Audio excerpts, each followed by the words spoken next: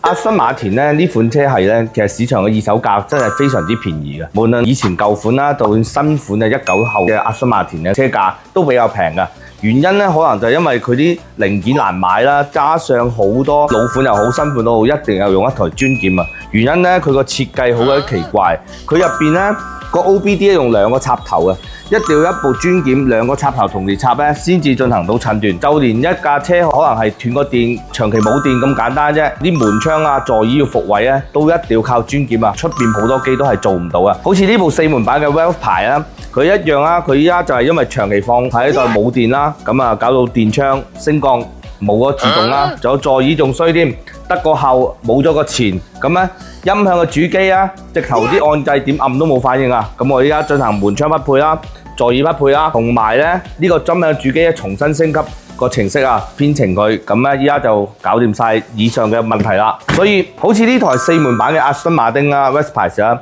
佢嘅市場售價都係10零20萬，咁平係平啊，但係如果發生到啲故障嘅時候，如果你冇一間相熟嘅車行有專檢，其實都幾頭痛啊。唔知大家如果有意想買阿斯頓馬丁嘅人，你會點選擇呢？